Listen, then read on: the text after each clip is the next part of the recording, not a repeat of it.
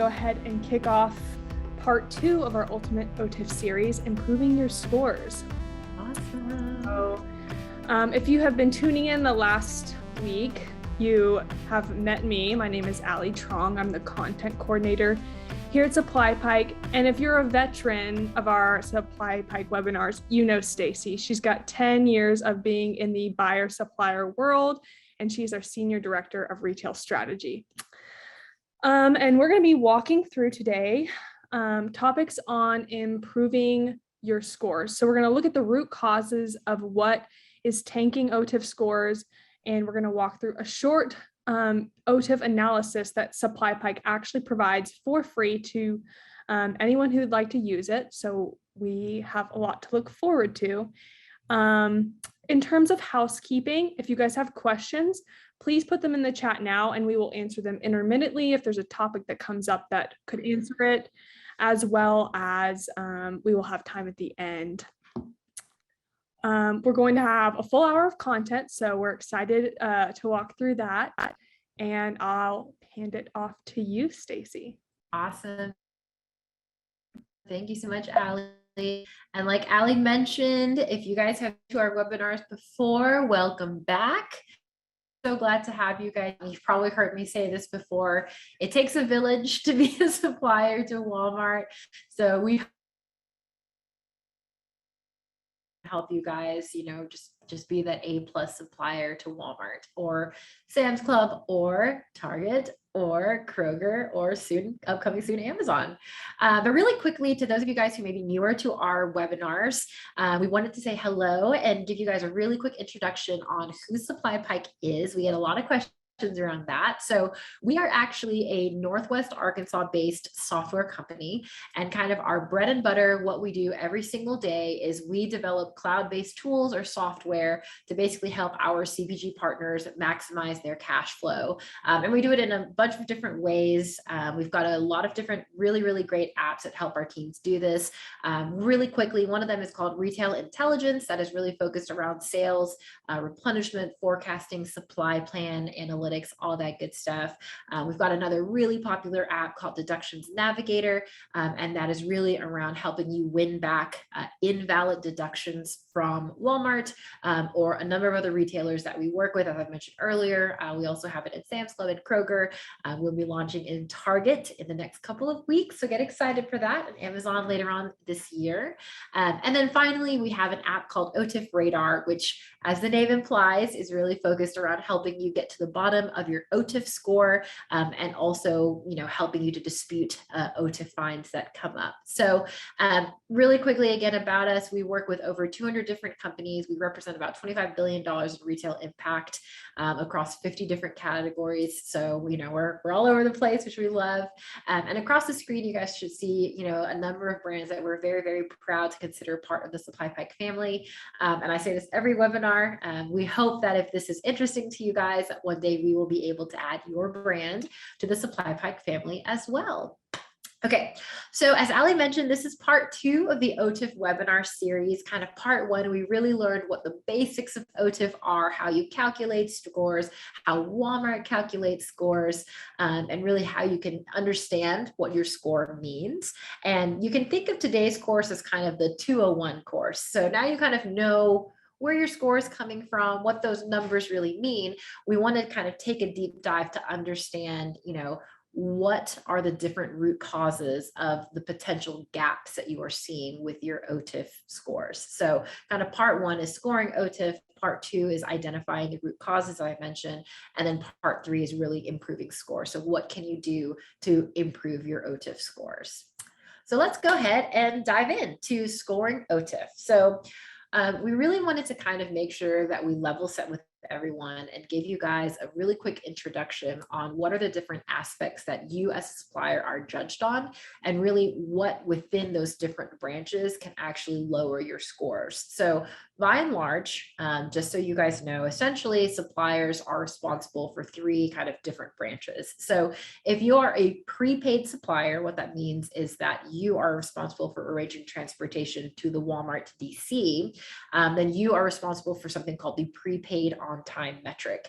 And you guys can kind of see across the screen the different parts that make up the prepaid on time metric, and we'll deep dive into each one. So no worries there. Just wanted to give you guys an overview. So essentially, if you have any cases that are arriving early or late or without appointment to the Walmart DCs, that can impact your prepaid on time score. And these, kind of early, late windows are defined by your MAVD or must arrive by date delivery windows. We covered that a little bit in our last webinar. If you are a collect supplier, so what that means is that Walmart is responsible for getting product to the DCs. So usually what that means is they will back up their fleet to your warehouse or your 3PL, pick it up, and then they are responsible for hauling it to the DCs. Then there are a couple of different parts to that as well. So one of them is your shipment is not confirmed or routed by 4 p.m. CST the day after the PO is received. And then also the order is not ready for pickup by appointment time. So these are two kind of high level categories that can impact your collect ready score. And then the last piece, everybody is responsible for this. So it doesn't matter if you're prepaid or collect, but you need to make sure that you have a strong in full score. And basically kind of, as you guys can imagine, this one's pretty straightforward, but if fewer cases arrived than what was ordered, so Walmart ordered 100, you only shipped 80, then of course that's going to impact your in full score. And then kind of the more extreme side of the spectrum is no cases arrived at all. So Walmart ordered 100 and you did not send anything to Walmart. So naturally, as one can imagine, that is going to negatively impact your in full score. Okay, so, as we gave you guys kind of the high level overview again of the three different branches, now we're going to start to deep dive into each one of those branches. So the first one that I want to talk through with you guys is the prepaid on time piece. And again, we're going to kind of really dissect what each of these different elements of prepaid on time means. So at a high level, I will not bore you guys and read through kind of every single bullet point on here, but we wanted to make sure that you guys know kind of the key metrics to really be paying attention to when you are trying to calculate your prepaid on time score, and then also when you're trying to really get to the bottom of what your prepaid on time issues may be. So, it's not enough to say like, oh, my prepaid on time score is 30%. Why? What does that mean? How do you know that? What is driving that? Is it a specific carrier, a specific DC, a specific lane, whatever it is? So these are a number of bullet points with metrics that we would really recommend paying attention to. So really quickly too, and just to reiterate, I think we share this every webinar, but we'll be sharing a recording of this session as well as a slide deck afterwards. So don't worry about having to, screenshot or really quickly take notes. You will get a copy of this when we are done today.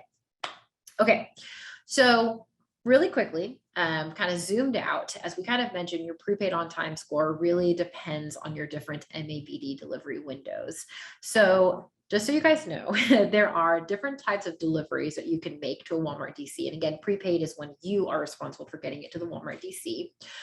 So if you have a live delivery type across any network and across any sort of mode of transportation, there's no change to your MAVD window. So Walmart actually recently-ish announced an update to the MAVD delivery windows for this particular delivery type across these networks and modes. No change to what you were shipping to originally. Now, if you have a drop trailer delivery type across, all of these different types of networks, you will see that they all have different MAVD windows now. So just so you guys know, as I kind of mentioned, an MAVD is a must arrive by date. So this is the date that Walmart expects you to get the product there. So if your MAVD is May 15th, the expectation is that you would get the product there no later than May 15th. Now, depending on, again, the type of network and mode that you flow through, you'll see here that we have an MAVD -1, MAVD -2, and MAVD -3. And basically what this means is how many days prior to the MAVD you have within that window. So if I use that May 15th example, so if you are a perishable product, No matter what the mode of transportation is, if your MAVD is the 15th, the expectation is that it gets there on the 15th. If you are flowing through your GDC, HVDC, or ACC, your window is MAVD -1. So essentially you have the 14th and the 15th to get the product there. So very, very important for you guys to kind of know what your MAVD windows are, because it's really hard to comply with them if you are not sure what your MAVD windows are. So very quick definition of prepaid early or late delivery. This is probably pretty obvious, but if you guys have any prepaid POs that are delivered before or after the MAVD delivery window, then technically you are out of compliance based on Walmart's OTIF scores. So there are a couple of different reasons that lead to prepaid early or late delivery. And again, we'll kind of deep dive into each of these, but at a high level, it's basically the MAVD is not understood or communicated. So we do work with teams that didn't know what their MAVDs were. So good to know. The carrier failed to deliver as expected. So maybe your carrier did know what the MAVD was, but for some reason they, delivered it early or delivered it late outside of that window. And then a really, really common one that we hear is that basically the appointment was not available during the MAVD window. So again, using that May 15th example, you try and get an appointment on the 15th, but maybe they're completely full. And so you have to do it on the 16th. And so to Walmart, that is still considered non-compliant. Even though there's a valid reason for it, they gave you an MAVD, you did not follow it, you are technically out of compliance for this particular metric. So at a high level, just so you guys know, so MAVD not understood or communicated, and you'll see in each of these slides that we're trying to give you guys kind of best practices for each one. So for this one, pretty straightforward. We want to make sure that all of the relevant resources, so your transportation team, logistics team, and your carrier teams know what the MAVD delivery windows are. Make sure they're processes that are set up to communicate requirements on each PO. So if you guys have multiple modes of delivery, good to know, and make sure that they're aware of the MAVD window requirements for every single one. And then this one is you want to make sure that you are booking appointment times as early as possible. So basically, this is not the only way to spot if this issue happens. But one of the key ways to spot is the appointment date. So when your carrier is actually setting up an appointment to deliver the goods to the Walmart DC, it's set up outside the MAVD window. So if you're, this is step one, right? So if you're not even getting the appointment at the right time frame, like that is worth a conversation, I think, with your teams to go like, okay, do we know what the MAVDs are? Do we know what the rules are? And are we making sure that we are setting the appointments at the right times? Okay, so kind of second part of that is basically, as I mentioned earlier, the carrier failed to deliver as expected. So they do know what the MAVD windows are, but for whatever reason, they're just not able to get them there when they should. So for this one, what we would really recommend is you want to make sure that you're keeping track of the PO data to track performance by carrier. So a lot of teams that we work with multiple carriers, very, very common. And if you guys are getting kind of non-compliant OTIF issues or charges, it's really important to understand where those charges are coming from so you know which carriers to work with specifically. So naturally, you want to focus on the worst performers, right? So if you have a carrier that's doing everything they should, great, we're not going to worry about it. But if you have a carrier that is missing delivery windows 50% of the time and causing you money, then that is absolutely something that I would kind of raise with them and say, what is going on here? Because at the end of the day, you guys get the fines, not the carriers. You want to share your performance data with these third parties to work together to resolve those issues. So hey, carrier A, our on-time score is 50%. You're killing me here. You're costing me $20,000 a month. Here is the proof of that. Here are the POs showing that we aren't delivering on time. What can we do about that together? And then another thing to kind of think about is to consider lead time changes. So Walmart has something called a lead time audit form. So probably if you guys have been doing business with Walmart for a while, so you set up your lead time form like this, one of the very first steps you do as a Walmart supplier. And it's very, very common for suppliers to kind of forget that it exists just because, it's part of one of like 1,000 steps that you have to do at the very beginning.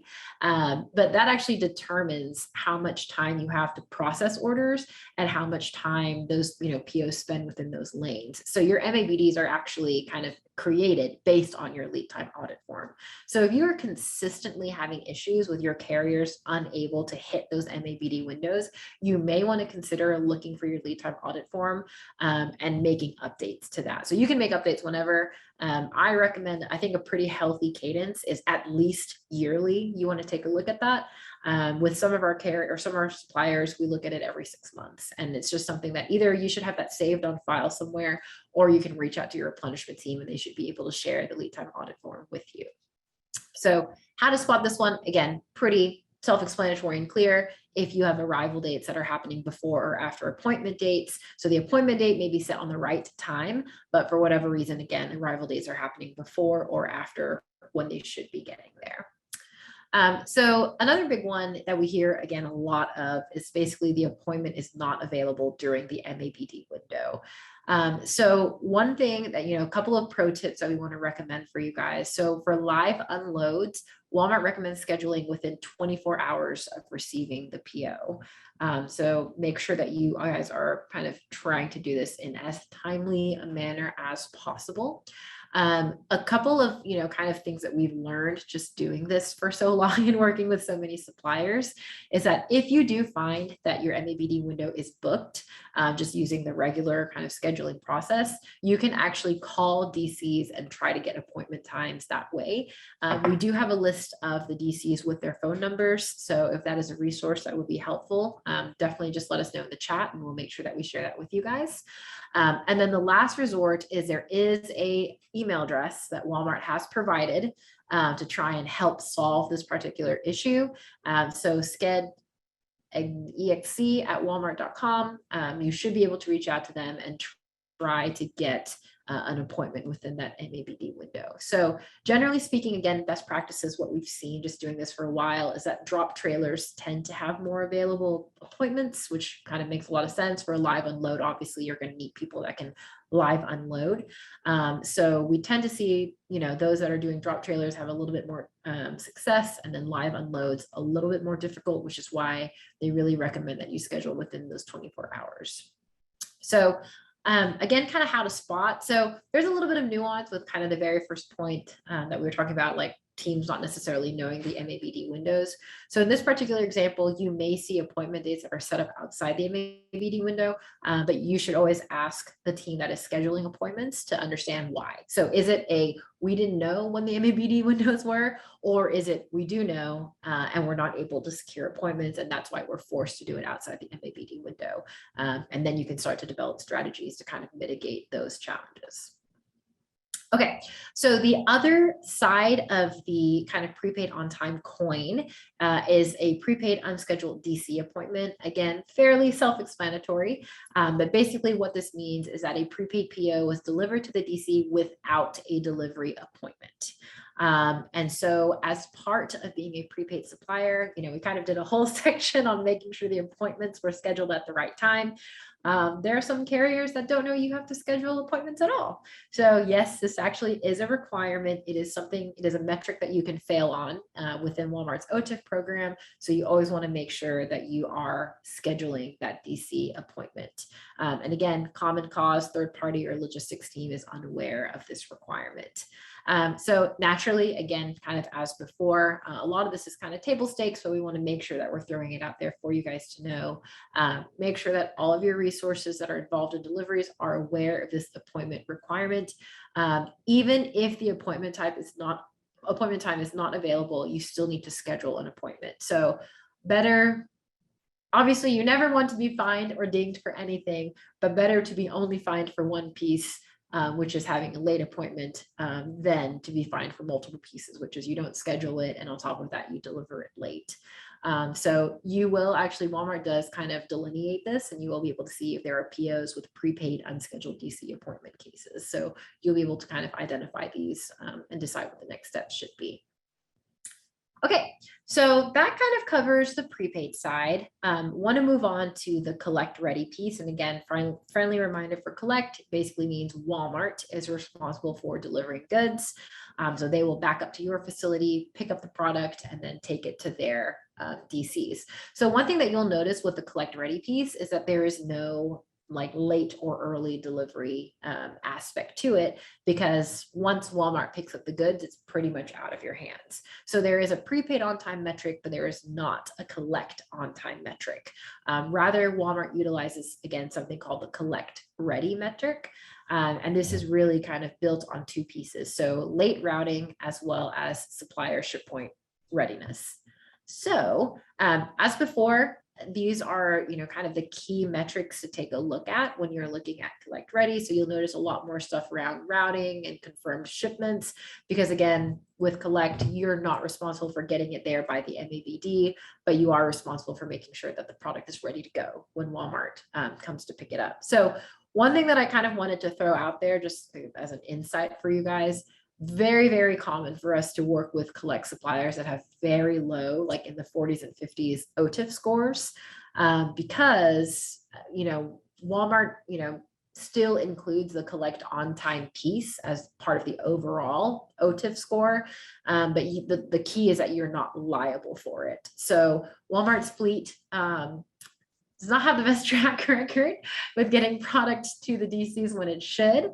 So I would not be too stressed out about your general OTIF score being low if you are a collect supplier, but you do want to make sure that the pieces that you are responsible for, so collect ready and in full, are going to be, obviously at that 98%, because you can get fined if you are below kind of the threshold for these particular buckets.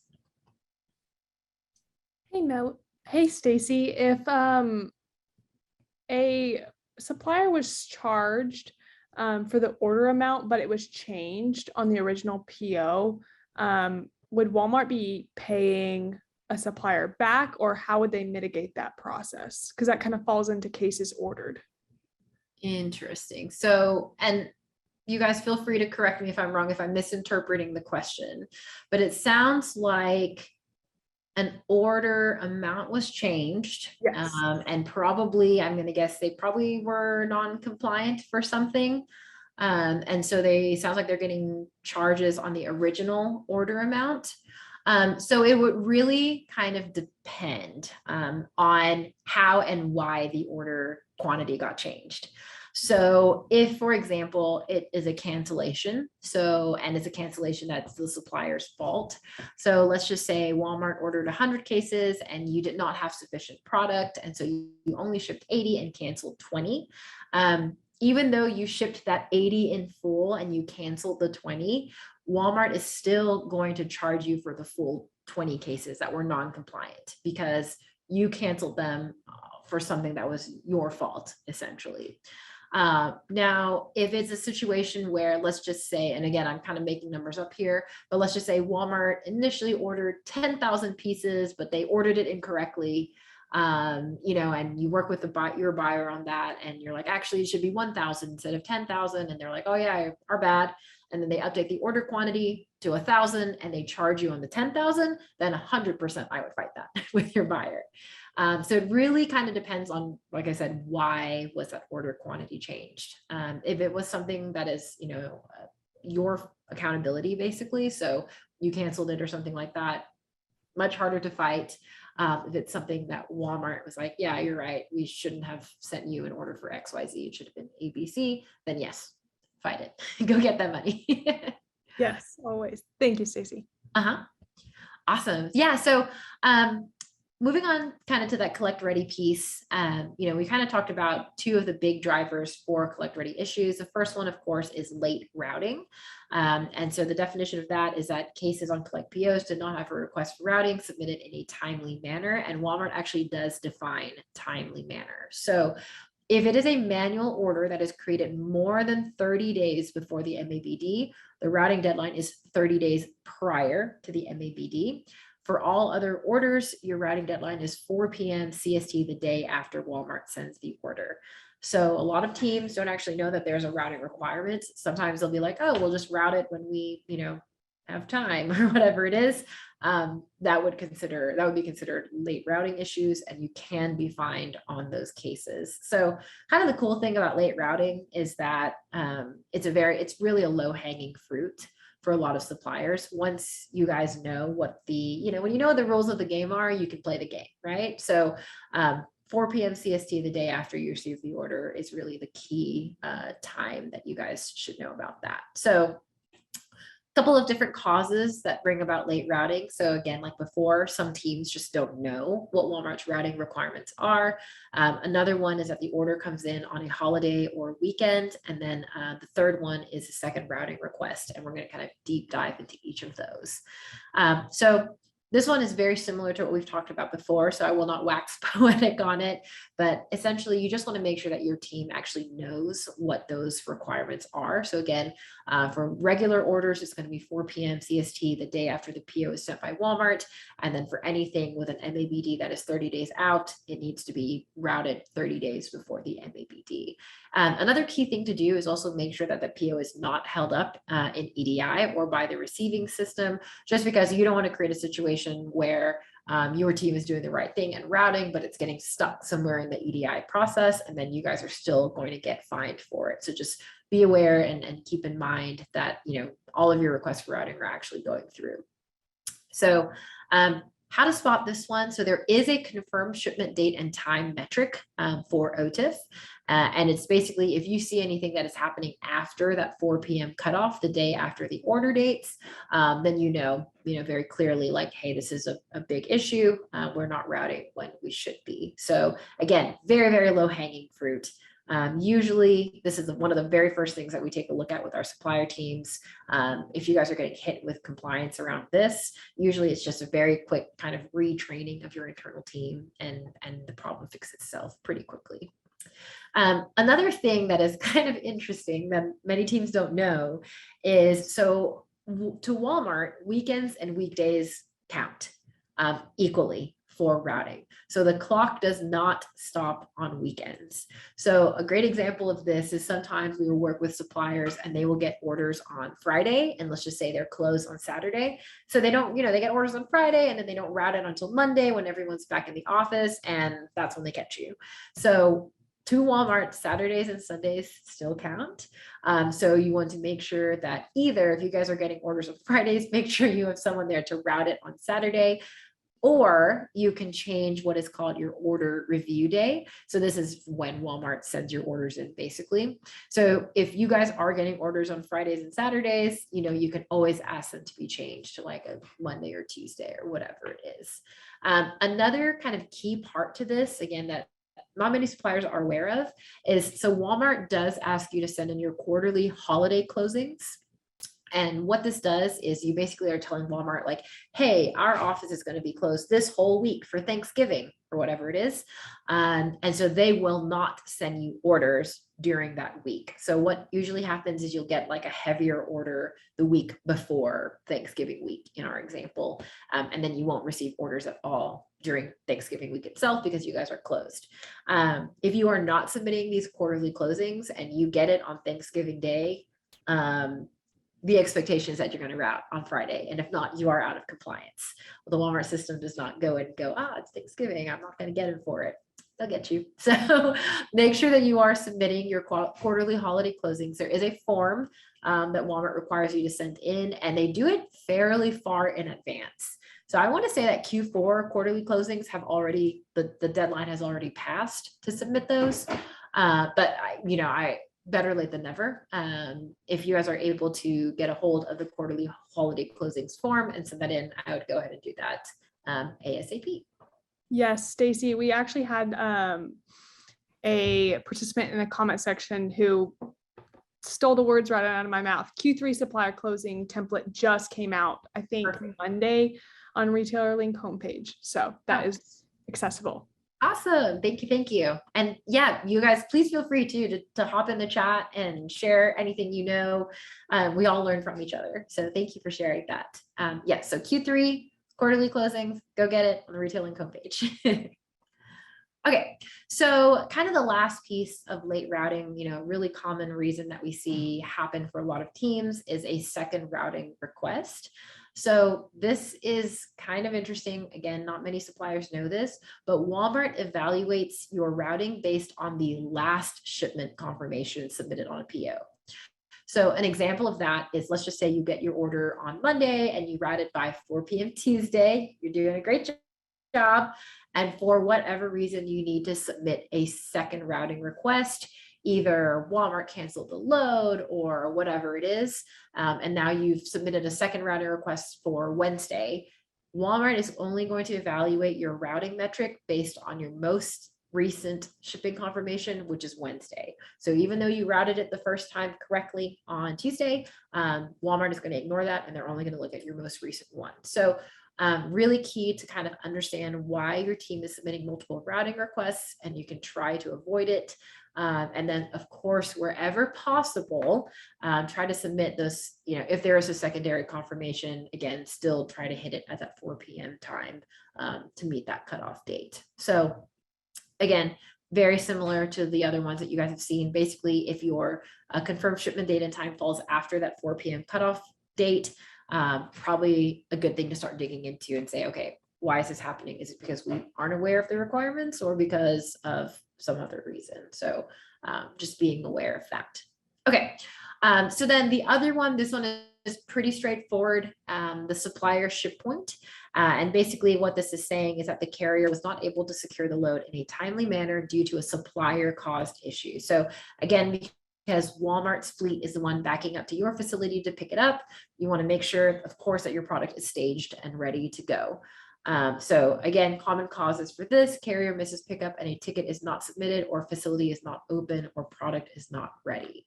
So we see this quite a bit. Sometimes you will have situations where your carrier will miss the pickup for whatever reason, many reasons. But the expectation around this for Walmart is that you are submitting a ticket in the Walmart transportation portal for every single day that the Walmart carrier does not arrive. So we have a lot of teams that will usually kind of do the first ticket on the first day and then be like, all right, that's good. But actually to Walmart, again, for every day that the carrier is not there, you have to submit a new ticket. It is very tedious. It is very terrible, but it's basically your written proof documentation that you have to back it up in case Walmart does hit you with a fine. You can say, hey, here's a list of all the tickets that we submitted, go ahead and waive this fine because we did everything that we should have done. So how you spot this: POs with a supplier ship point cases where a transportation portal ticket has not been submitted and the team responsible for monitoring pickups is unaware of this requirement. So again, not great, but this is currently kind of Walmart's established process. And then the other one, we don't really see this one very often, which is really great, but we want to make sure again that we share this information just so you guys have it. So again, supplier ship point, making sure that your product is ready to go. If your facility is not open, so you did not submit a holiday closing, for example, and the carrier shows up and they're like, what's going on here? Or the product is not ready, so it's not kind of staged and just ready to load. Essentially, of course, Walmart will consider that non-compliance in the supplier ship point space. So naturally, you want to make sure that you are sharing this information with your warehouse or pickup facility to really deep dive into the different causes of carriers being unable to pick up the load. So cool. Again, this one, thankfully, we don't see too many issues with this. Is pretty straightforward. Okay, so the last piece on this one, and this again applies to everyone, is the in full piece. So naturally, you want to make sure that whatever Walmart is ordering, you guys are able to fulfill in full. Obviously, anything that you are not filling completely, Walmart will consider out of compliance, and you are liable to get fined for that. Hey, Stacy, with in full, sometimes out of stocks are an issue. If a particular item is out of stock for a couple of weeks, what's the best way to mitigate that issue? Yeah, that's a great question, Allie. And it's something we've been talking through a lot with a lot of our teams. I'm sure supply chain issues are like happening to every single person on this call. It's been really hard. The last couple of years have been really hard. So it really depends, I would say, on a couple of things.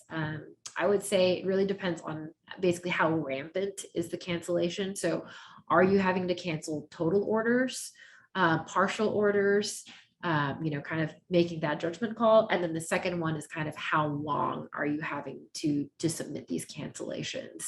So is it 1 week? Is it 2? Is it a month? Is it 3 months? And things like that. So generally speaking, If it is a not super rampant cancellation issue and you're not having to cancel it for very long, so I would say 1 to 2 weeks, then I would say like it kind of sucks, but the easiest and cleanest thing is for you to just cancel it.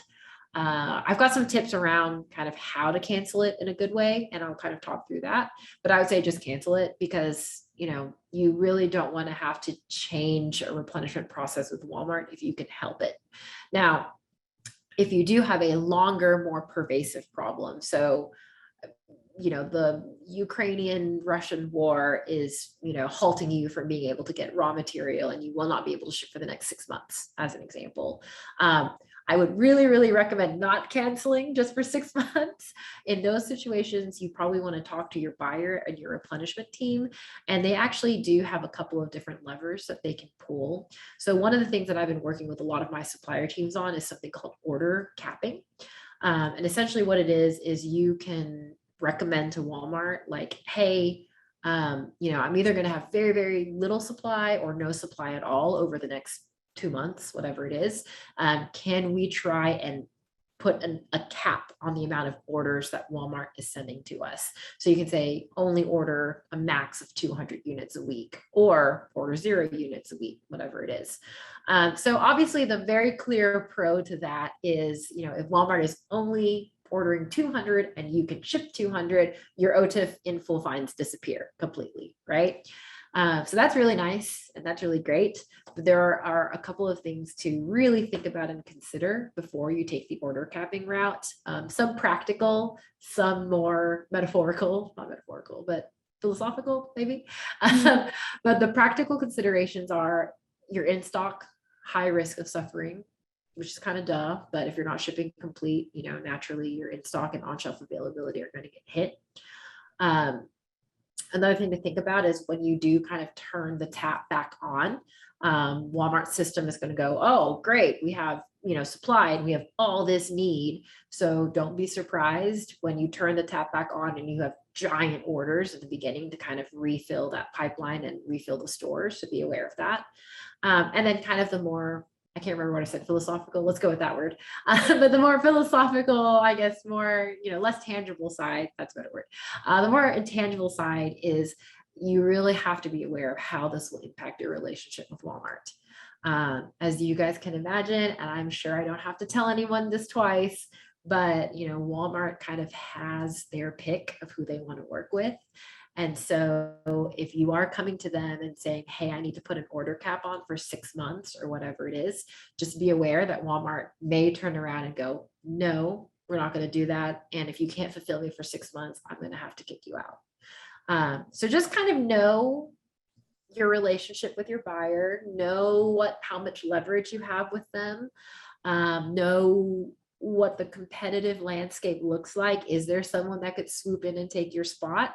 And then, you know, really also kind of be able to bring the data behind why this is happening. So obviously, if it's a situation that's totally out of your control, you may have a little bit more leverage and a little bit more wiggle room. But if it's something like, oh, we just can't ship because our factory didn't plan well, then, you know, you're probably not only not going to get your orders capped, you're probably going to get yelled at too.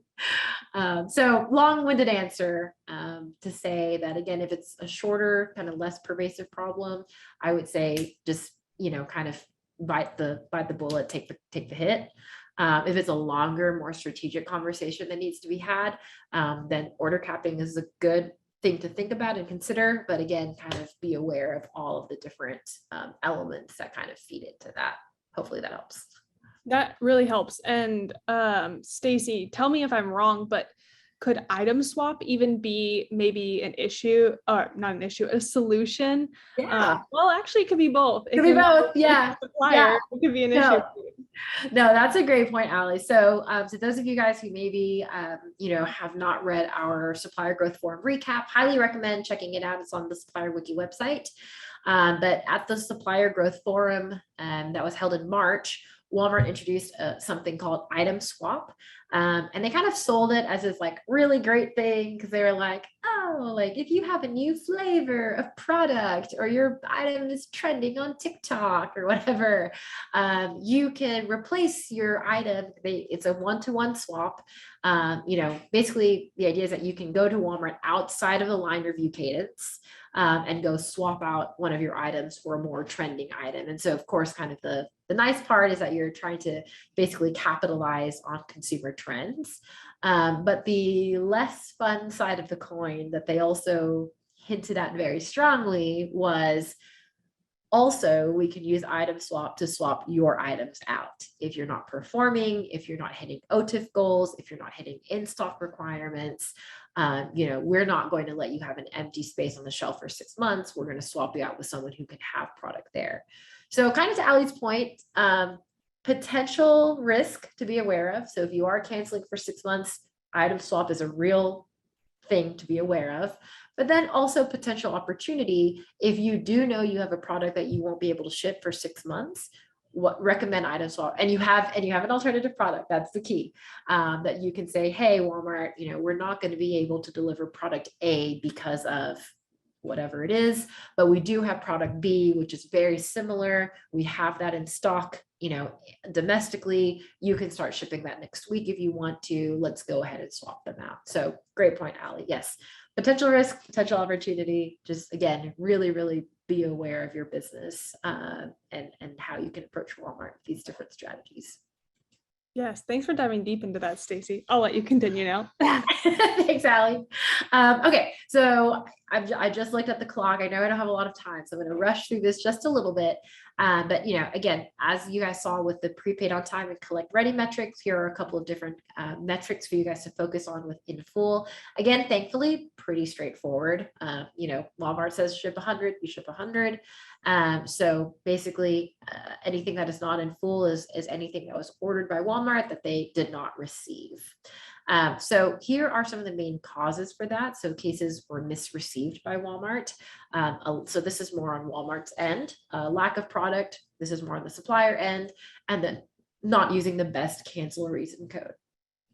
So cases misreceived by Walmart. So this is an example of, let's just say, I was using my Walmart ordered 100 cases example, and you did ship 100 cases. You actually did. But maybe it was 25 cases of the same product in 4 different colors, as an example. So, we talk about this all the time, but Walmart's DCs, they're working on automating them, but it's still a highly, highly manual receiving process at Walmart's DCs. So very often you'll have like one guy receiving the product in the back and kind of scanning a barcode and being like, 100. And if the first one that he scans is red, then he's going to mark it as 100 red and everything else is short. That happens. So some kind of pro tips that we've recommended with our teams and have seen some success is you want to make sure that you are updating packaging so that the different items are easier to distinguish. So using stickers or colors or labels. This is getting a little bit harder because Walmart is really starting to crack down on their labeling requirements.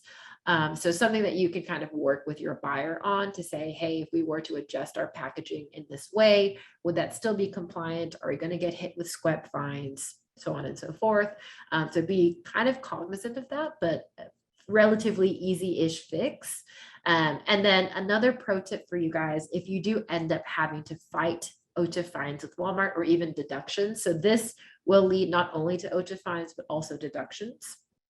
You want to make sure that you're keeping your proof documentation so you can go fight Walmart. So if you're collect, the expectation for Walmart is you want the signed bills of lading. And if you're prepaid, the expectation is that you have proofs of delivery, again, to help you dispute later on. So again, how you spot this, pretty easy. Basically, if you have not in full POs, but you can compare them to your own shipping data and see like, oh no, we really did ship the 100. Because we have this signed BOL or whatever it is, then you know that this is a case of misreceived by Walmart issue. So next one, lack of product. Won't go too deep into this one just because we had a pretty great discussion about it just now.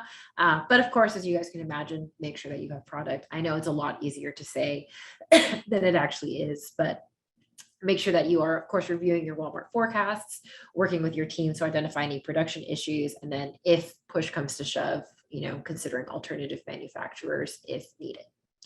So right alongside that is making sure that you're utilizing the best cancel reason code if and when you are canceling POs. So we'll talk about this a little bit shortly, but for Walmart, so they actually have a Walmart accountability and supplier accountability. And as I kind of touched on this a little bit earlier on in the webinar, but basically, as a supplier, you are only going to be liable for non-compliant cases that fall within your accountability. So again, great example of that is collect on time. It's Walmart's fleet. So even if they deliver at 0% on time for collect, not your problem. You don't need to worry about it. You don't need to worry about fines with it. So along with that, so Walmart actually has provided a list of cancellation reason codes, and you can see here whose accountability they fall under. Anything under the supplier obviously falls under your bucket, and anything under Walmart falls under their bucket. So when you are submitting cancellations, within reason, of course, it has to be real. You can't really make it up, but try and make sure that you are picking Walmart wherever possible. And again, you can't make it up. So if you really do have lack of product, you can't, turn around and say, oh, it was Walmart's fault, because they actually do check this. And, obviously you will get into trouble for kind of lying about it. But again, we like to share this because not all teams know that this list exists. And so people will just kind of pick something and hope for the best. But there is, again, the supplier accountability and Walmart accountability. So again, try to be aware and try wherever possible, wherever reasonable, to select Walmart. And that way it falls under their bucket. And again, something that you don't have to worry about down the road. Okay, cool. So I know we covered a lot really fast, but now that you guys kind of have an understanding of how Walmart defines these different metrics and what are the common root causes and kind of best practices for each of them, we wanted to zoom out a little bit and really kind of talk about the action steps for internal improvement.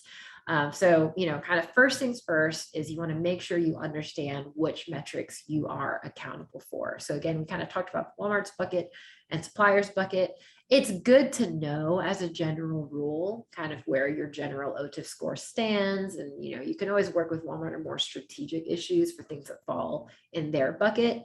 But by and large, if I really had to pick one to hone in on, naturally, I'm going to say you want to focus in on any metric that falls under your bucket, because again, those are the ones that you are liable for fines. So really understand which metrics fall under your bucket and which don't. From there, you want to make sure that you are keeping track of your non-compliant POs.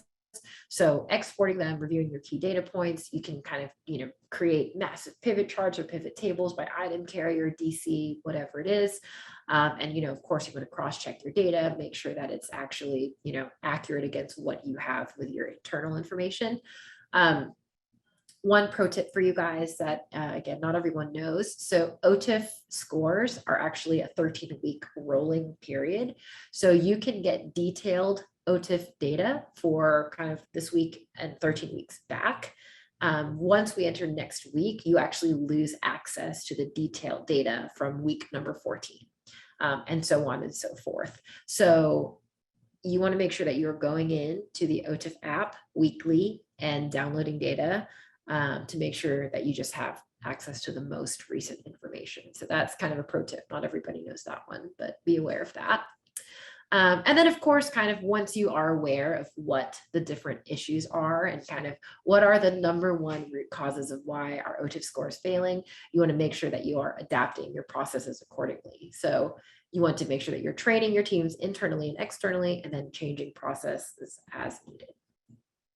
And then also, of course, make sure that you are documenting and measuring. So anything that you are changing processes for, you want to be able to kind of draw the line in the sand and say, okay, after we implemented this, did our processes or did our OTIF scores get better, get worse, whatever it is, and make sure that you're kind of keeping track of that. excuse me.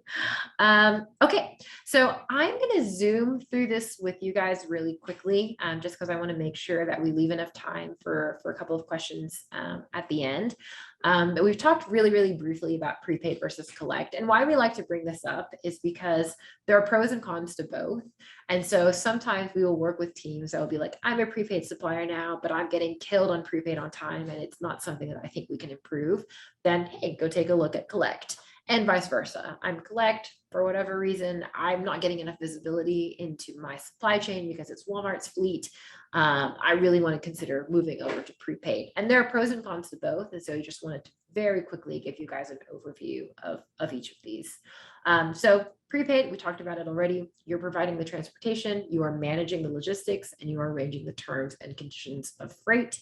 It can really be broken down into LTL, less than truckload, and FTL, full truckload. Most suppliers, smaller suppliers, are going to be shipping LTL. If you are a big guy, you're shipping truckloads of product, then you're probably more familiar with the FTL side.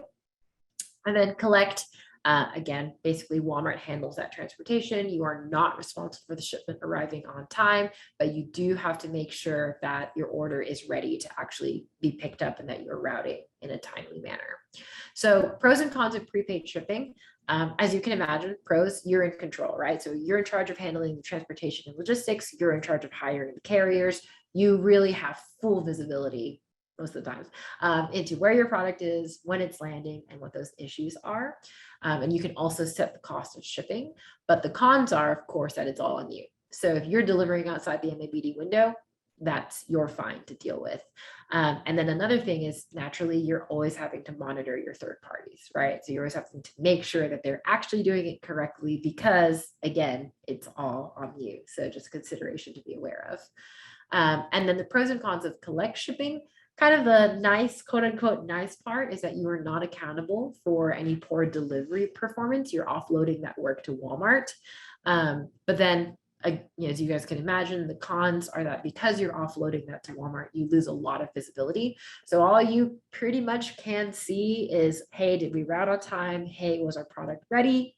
And then we hope it may or may not have landed at the DCs when it should have. So you do lose a little bit of control on visibility, and then also your ability to kind of impact, like, hey, we need this to get here on this date because we have a mod drop coming up or whatever it is. So pros and cons to both. Okay, so I'm sorry, Allie, I talked 8 minutes over, but You're so fine. If you flew through that, I'm gonna turbo speed through okay, let's do it. Essentially, OTIF scorecard has a lot of things, but if you guys are interested, Supply Pike provides a free analysis with your data in our OTIF radar, and essentially it's a snapshot of your data by item, the expected fines that you're going to see. What I really love about it is like broken down into point of origin and ship points and Walmart DC level. And I just think that's really beneficial for targeting problem spots. And since we've been talking about improving your score, this is a great action plan or jumping off point for an action plan to ultimately improve your OTIF score. So this free analysis is up for grabs. Anybody on the call, if you'd like to just reach out to us afterwards, we'd love to provide this for you and your team. But we'll skip through the rest of this, Stacy. And I just wanted to highlight that we are in a 4-part series. Last week we did fundamentals of OTIF. We're now in improving your scores. We just finished Yay. And we'll see you next week for responding to fines, and then the week after for disputing fines. So we have a lot of questions, and I'd like to spend the rest of our time, Stacy, just answering those, if that's okay. Yeah, let's do it. Sweet. So the rules for OTIF, they are the same for e-commerce and if you're shipping in store, correct?